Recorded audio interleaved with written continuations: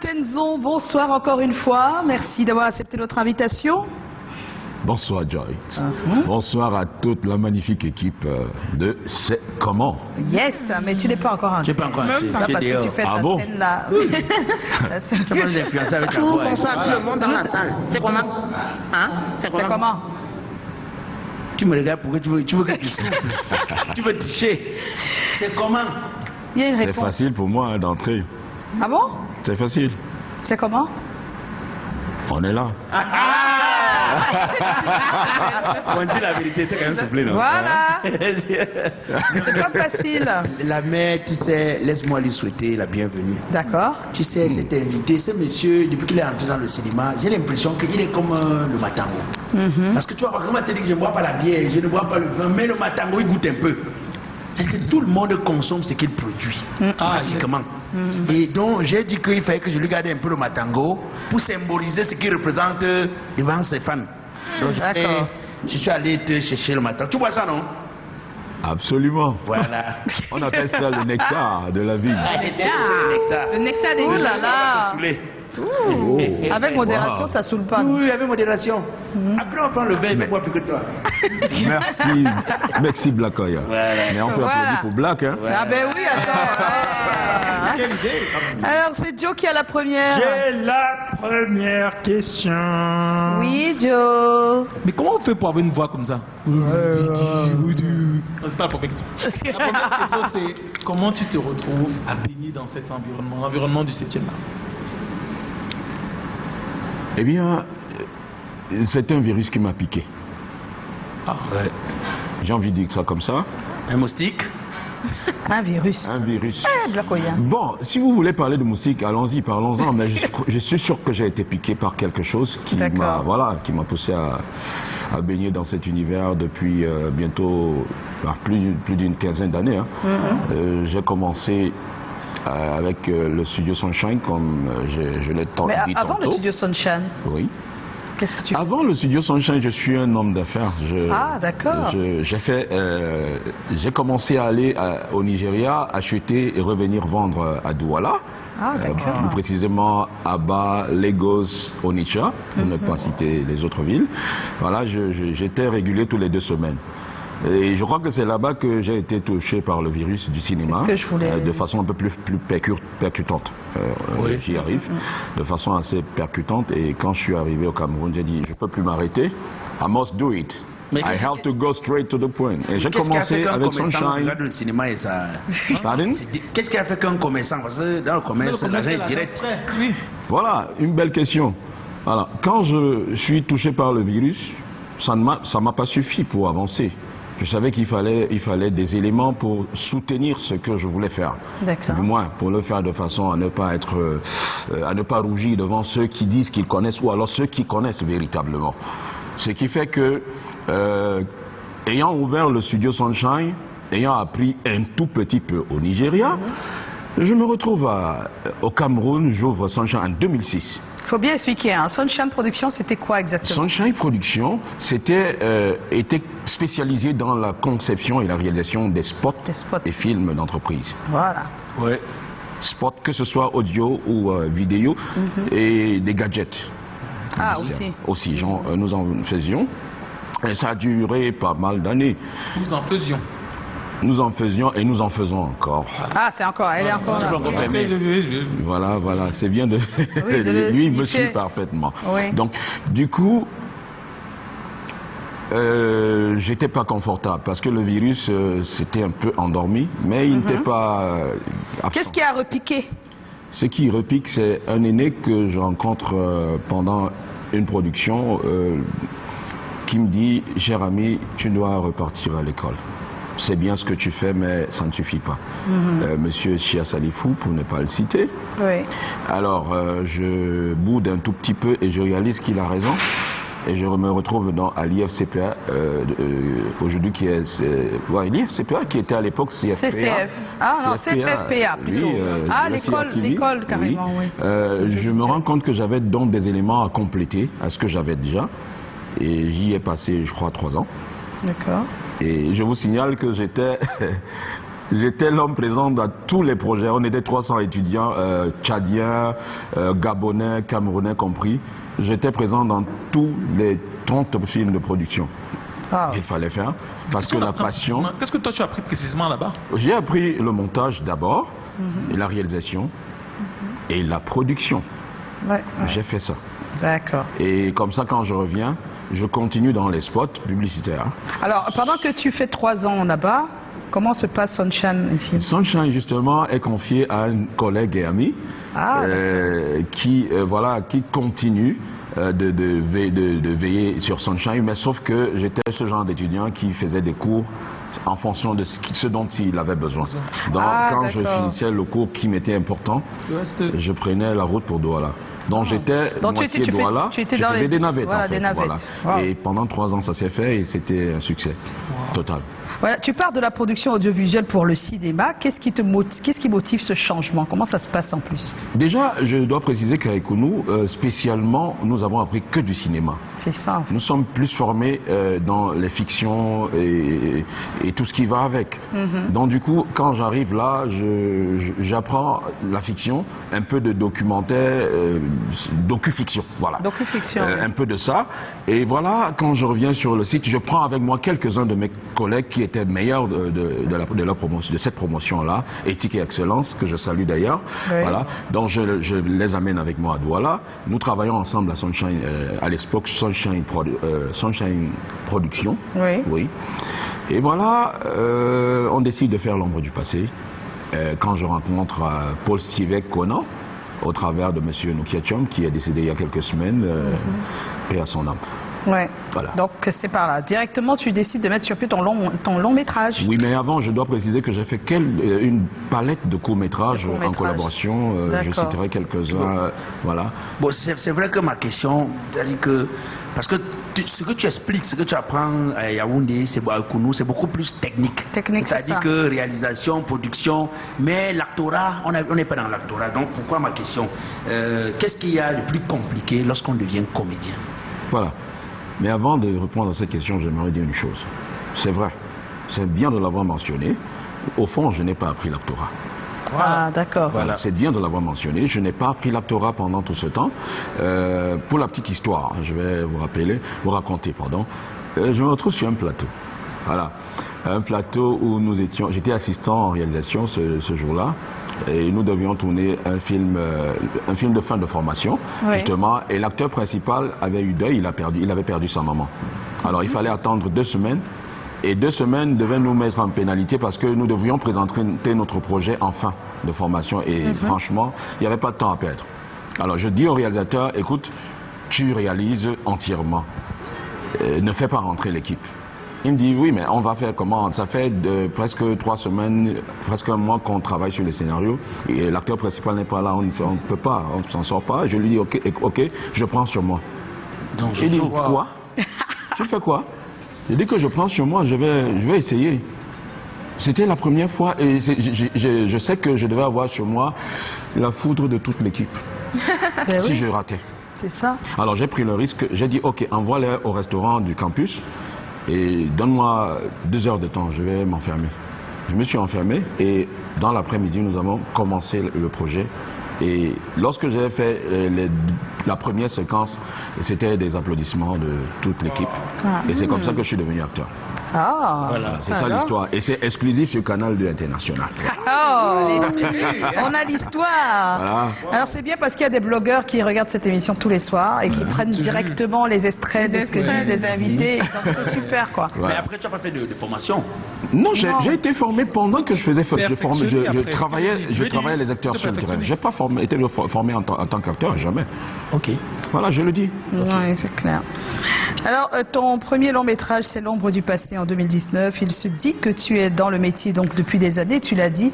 Mais c'est seulement il y a quelques temps que tu es au devant des plateaux de tournage, surtout dans les séries. D'après toi, qu'est-ce qui explique ça?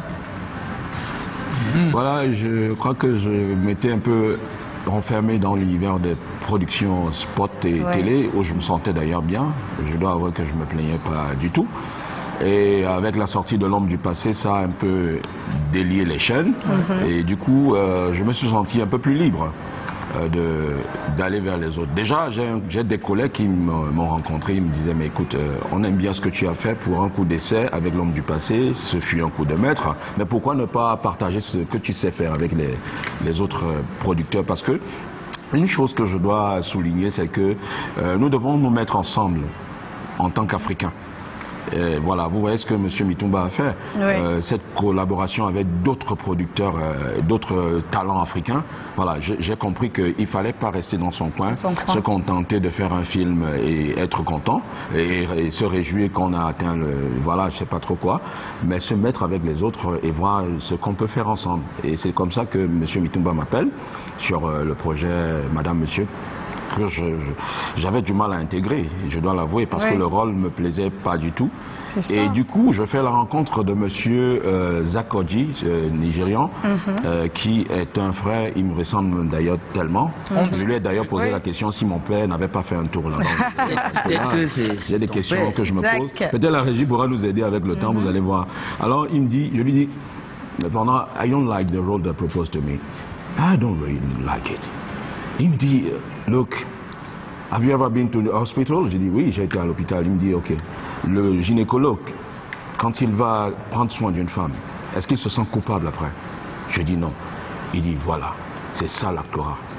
Si tu prends soin de jouer ton rôle, même s'il est mauvais, tu le joues à la perfection, alors tu verras les retombées et je te promets, ça ne ment pas.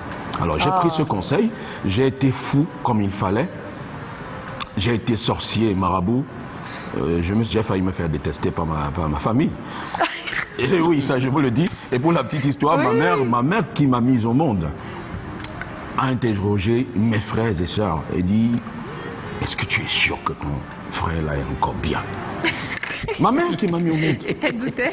Et comme ça ne suffisait pas, ma sœur lui a donné la réponse. Attends, écoute, ma sœur lui a dit, non, ce n'est qu'un film, c'est une mise en scène. Elle dit, je ne crois pas.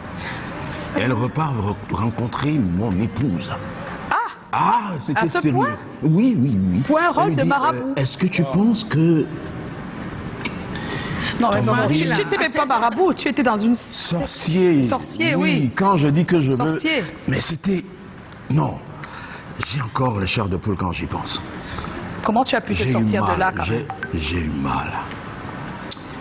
Normalement, ça veut dire que tu as très bien joué. En fait, oui, mais oui, mais le revers de la médaille, c'est que la maman, elle ne comprend pas. C'est un jeu. Pas. Elle était figée sur le personnage. Et ça m'a pris du temps. Bon, maintenant, je pose la question pour la maman. S'intègre le personnage. Dans la vraie vie, tu vas faire un peu. Il faut répondre pour les fans qui pensent toujours qu'on fait la sorcellerie. Non. À ce niveau par hasard. Oui. Pardon? Il y a des gens qui pensent, qui croient Dieu qu'on arrive à ce niveau par hasard. En fait, je crois que j'ai rencontré des gens qui me demandaient si je suis vraiment sorcier. J'ai même eu des gens qui n'étaient pas assez corrects qui m'ont approché. Est-ce qu'on peut dire oui, je suis sorcier? Pourquoi oui, c'est possible. En fait, des gens initiés qui m'ont dit, écoute, à ce niveau-là, viens, on va essayer de faire... Ah, des gens qui pensent que tu es sorcier, qui sont eux-mêmes dans la sorcellerie, te proposent des trucs. Oui, ça c'est vrai. Mais comment tu es fort quand tu n'es pas avec nous? Oui. Mais moi, je vais dire à la jeunesse, ce n'est qu'un rôle. Hein. Oui. Et puis, c'est pas un chemin qu'il faut emprunter. Non. J'essaye juste de dépeindre la société parce que chaque chose que je regarde autour de moi me donne l'inspiration de repeindre cela, pas pour apprécier, mais pour critiquer et dénoncer. Wow. C'était ça l'objectif en fait. Haroun? Voilà, il répondait déjà un tout petit peu à ma question. Comment est-ce que tu intègres le casting de toutes les séries dans lesquelles tu participes? Oui, parce qu'il n'y avait pas que Madame Monsieur, il y a eu aussi Général. Samba. Il y a eu, voilà, il y a eu une période quand même où on t'a beaucoup vu dans les séries. Et je crois qu'il y en a même qui arrivent encore. Encore, oui, bien sûr. Non, on va dire que maintenant c'est normal. Les débuts où on te voit carrément partout en même temps, oui. Ça a été un moment, quoi. Ça veut dire pendant un an ou pendant on t'a vu. Oui. Donc comment tu as intégré tous ces castings à cette même période? Maintenant on comprend parce qu'il y a le succès, il y a tout ça, donc c'est normal, n'importe qui va appeler. Oui, bien sûr. Mais à ce moment-là, qu'est-ce qui pour toi tu penses, qu'est-ce qui a motivé le fait qu'on ait besoin de toi chaque fois? Je crois que premièrement, quand je me retrouve sur un plateau, je suis conscient des difficultés que le producteur a de nous rassembler. Ça, c'est la D'accord. première chose. Je fais tout pour être assez discipliné et pour lui apporter le meilleur, pour lui faciliter la tâche. La on va tâche, dire. ouais. Et je crois que ça intéresse Ça les joue. producteurs de travailler avec des gens qui sont conscients et qui les évitent des dépenses inutiles et de la perte de temps. Parce que le temps, time is money. C'est ça. En production, c'est très important. Il y a, par la grâce de Dieu, j'arrive à faire les choses peut-être comme il le souhaite. Oui. Voilà pourquoi ça se passe aussi comme ça assez vite et assez bien. Je vais prendre le cas de Cindy et Madé pour Kouva. C'est sur le plateau que j'ai eu mon scénario, pratiquement. Et je l'ai joué, je le jouais en anglais. Et pratiquement quand j'ai fini, nous étions avec Ike Obona et l'autre là, j'oublie son nom, c'est une dame, elle est vraiment très forte dans les films Nollywood. Oui. Quand j'ai fini, ils m'ont demandé si je suis francophone. J'ai dit oui. Je suis francophone et très francophone d'ailleurs. Voilà. Et aussi, qu'est-ce que je veux dire? Je pense que j'arrive quand même à comprendre le besoin. Par exemple, je prends le cas de Salem Kedi pour le petit Sam que vous venez de regarder. Oui, le petit Sam. Je revenais de Bangui faire son cinéma où j'avais d'ailleurs pas gagné avec l'homme du passé le prix de Bantou. Le prix Bantou du meilleur pour long métrage centrafricain, de l'Afrique centrale autant pour moi. Alors j'arrive un soir et à 5 heures, l'acteur qui devait jouer le rôle de Jérémy que j'ai incarné était indisponible. Oh. Et oui, et Salem m'appelle à 5 heures pratiquement. Mon téléphone sonnait, j'étais vraiment fatigué.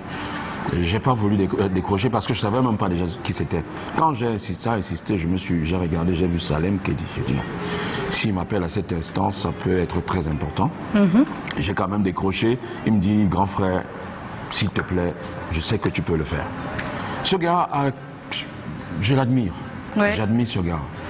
Il a quelque chose de magique en lui. Quand il croit en une chose, c'est comme si vous transmettez une énergie. Je vous le dis, Salem Kedi est comme ça. Magnifique. Il me dit, grand frère, je sais que tu vas le faire. Pardon, ne me lâche pas. Je lui dis, Salem, je ne vais pas te lâcher. Et c'est sur le plateau que j'ai découvert encore mon scénario. Il me dit, grand frère, ne te fâche pas. Fais. Tu es comme le billet. Je suis arrivé. Et j'ai fait cela. Non, moi je pense que c'est l'état d'esprit du producteur. C'est l'état d'esprit, oui. L'acteur, c'est comme l'œuf. C'est ça. Si vous le froissez, il va vous donner. Il va rien vous donner de bon. Salem, je le dis encore, Salem est capable de sortir. C'est l'un des meilleurs, je dis, en ce moment pour moi. Pas parce qu'il est magique, mais parce qu'il sait, il a la manière. Il a cette grâce, ce don de Dieu de savoir placer les choses. C'est vrai, il est parfois un peu... mais bon, on l'aime comme ça. Oui. D'accord. Voilà, je peux m'arrêter là. Alors, le rôle que tu as dans La Bataille des Chéris, celui de Ekoto, un homme politique finalement sans parti, en ce moment, en tout cas, on ne connaît pas la suite, qui en plus se fait cocu. On verra bien. Ce rôle est-il difficile pour un homme C'est difficile de jouer des rôles comme ça dans notre contexte. Hein. Dans notre contexte. C'était déjà difficile de jouer le sorcier. Le sorcier, voilà. C'est vraiment bizarre que c'est comme ça. C'est bien moins difficile pour moi parce que j'avoue que, bon, c'est vrai, le rôle arrive pendant que je perds ma sœur aînée que j'aimais beaucoup. Je suis déstabilisé pendant que je joue ce rôle. Je suis tellement en deuil. En deuil, oui. Parce que je quitte le plateau tous les soirs, je retourne pour rassembler sur les lieux du deuil. Et quand je reviens, il faut me remettre dans le bain et tout. C'est ça. Au point où M. Mitumba a dû comprendre à un moment donné qu'il fallait m'isoler carrément. Il a fait. Je salue vraiment ce professionnalisme. C'est un grand monsieur. Alors, jouer ce rôle, pour moi, il n'y a pas assez d'enjeux comme je l'aurais souhaité. En toute honnêteté, c'est trop posé, c'est trop. J'attendais un peu plus de rebondissement. J'en aurais même proposé si j'étais dans un état d'esprit assez bien à ce moment, mais je me suis contenté de le jouer comme ça me se présentait. Je trouve qu'il y a, pour moi, j'aurais aimé un peu plus de challenge. De challenge. Voilà. Donc voilà. C'est important pour un acteur d'avoir des rôles. Avec plus de challenge, qu'est-ce que ça développe en tant que ça ouvre, ça vous montre que vous êtes en train de dépasser vos limites. Moi, c'est comme ça que je vois ça. Ça vous permet de travailler, de grandir, de ne pas rester dans le statu quo. Parce que quand vous avez fait bien aujourd'hui, demain, il faut faire très bien. Moi, c'est comme ça que je pense. Et d'ailleurs, ça m'amène à dire encore ceci, j'insiste. Dans les tiroirs, il se prépare des choses que vous allez aimer, que le public va aimer. Que le public va aimer. C'est très fort ce qui vient avec une équipe jeune, camerounaise bien entendu, qui font des choses extraordinaires. Vous allez voir, ça arrive. Ton regard sur l'évolution du cinéma en général au Cameroun, c'est lequel? Voilà, je crois que le Cameroun et l'Afrique, j'aime bien dire ça, parce qu'on s'appelle le continent, les soirs. Ben oui. Voilà, mais je pense que l'Afrique, le Cameroun et l'Afrique ont des belles histoires à raconter, parce que, voyez-vous, arrêtons de chercher à ressembler aux Occidentaux. D'abord, ils ont épuisé leur stock d'histoire. L'histoire. Encore. Nous, on n'a même pas Et chez commencé. nous, c'est encore vierge. On a de très belles histoires à raconter, authentiques, originales. Alors je crois que c'est le moment maintenant, c'est le temps de l'Afrique de se mettre ensemble, de s'unir pour faire de belles histoires. Oui. De belles histoires, de crever l'écran. Et croyez-moi, le monde occidental ne fera que suivre. C'est ça. C'est ça. Les Nigériens l'ont démontré à souhait. Oui. Et ils se sont imposés, ils ont imposé leur culture à travers le cinéma. Le cinéma est cet outil-là qui permet d'imposer sa culture, de vendre ce qu'on a de plus beau, d'imposer même son identité au monde entier. Le cinéma l'a montré. Aux États-Unis, avec Jack Bauer, avec le transporteur, quand on veut vendre les placements produits et autres, c'est à travers quoi? C'est le cinéma. Oui, mais autrefois, comment vous connaissez Coca-Cola? C'est ça. Sans publicité. Et les autres marques. Mais est-ce que les opérateurs économiques camerounais comprennent ça? Ils ne comprennent pas aussi parce que... Ils vont comprendre parce que le cinéma camerounais n'est plus à l'étape où il y a 5 ans, Black Oya. Tu te rappelles, hein? Aujourd'hui, quand tu passes à l'écran aujourd'hui, c'est différent. Le professionnalisme, la façon de filmer, ça a beaucoup le changé son, en tout cas. On est présent sur Mais jusque-là, le modèle économique, les hommes d'affaires camerounais ne comprennent pas bien. Ah, j'ai rencontré des jeunes hommes d'affaires qui veulent comprendre comment est-ce qu'on peut faire le business et gagner vraiment de l'argent dans le cinéma. Je pense que vous devriez multiplier des rencontres avec des jeunes hommes d'affaires pour leur expliquer comment ils peuvent se faire de l'argent dans le cinéma. Comme ça, ils investissent et de l'autre côté, ils tendent la main pour le bénéfice.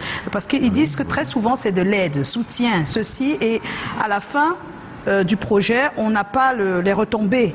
Et donc, c'est ça qui ennuie un peu on va dire quoi, le marché. C'est-à-dire qu'on n'a pas encore expliqué aux gens comment on fait. Tu fais ça, dès que je mets tant, si tout se passe bien, j'aurai tant, parce que ceci, il y a pas, les gens ont besoin de ce genre de process. Oui, le cinéma est une industrie. Ouais. Les Nigériens appellent ça film industry. Ouais. It's not just starting, waking in the morning and doing a show. Non. Ça se programme. On commence par le A jusqu'à Z. Alors, on conçoit une idée, on la scénarise, on planifie, on suscite des fonds, on planifie la production, on repère les décors. Tout ça, c'est on produit. Mais avant de produire, il faut avoir un marché. Vous n'allez pas aller faire le restaurant, vous cuisinez, vous n'avez pas une cible qui va consommer votre repas. C'est une aberration. La plupart du temps, ces gens-là, ils vont faire un film, ils ne savent pas où le vendre. Je vous signale, je n'ai pas encore sorti un deuxième long métrage à mon actif. Mais l'ombre du passé m'a fait voyager dans des parties importantes de ce pays, de cette Afrique, et même au-delà de l'Afrique. L'ombre du passé. Nous avons été nominés au festival L'Afrique fait son cinéma à Paris. À Paris, oui. Nous avons été diffusés à Montréal, au Canada, à la sortie. Après l'avant-première au Cameroun, parce que j'ai tenu à ce que l'avant-première se fasse au Cameroun, parce que je respecte le public camerounais. Le public camerounais. C'est pas les offres qui ont manqué. Qui ont manqué. Voilà, parce que... C'est ça. On pose la question qui fâche. En tant qu'acteur, est-ce qu'on vit de son art? On gagne bien son pain? On gagne bien sa vie? Tu sais déjà que c'est non. Tu vas... Non, mais je voulais répondre à la question de Joyce par rapport... Ne traversons pas la question d'argent. Parce que le cinéma, c'est un investissement. Alors, quand on le fait, on sait où on doit savoir où le vendre. C'est ça. C'est-à-dire qu'il faut d'abord réfléchir sur où... Je ne parle pas du monsieur 360 qui peut produire... Non, même quand il parle du marché, le dit comme ça, toi peut-être tu le comprends. Est-ce que le parti économique qui nous regarde là, quand tu as dit que le marché est où? Explique le marché à l'opérateur économique. J'en viens. Tout le monde, non? Le marché... Tout le monde, non? Tout le monde regarde. Les Camerounais font des films, nous faisons des films des fois, on se limite à le diffuser. Quand c'est sorti à Eden, à machin, je sais pas...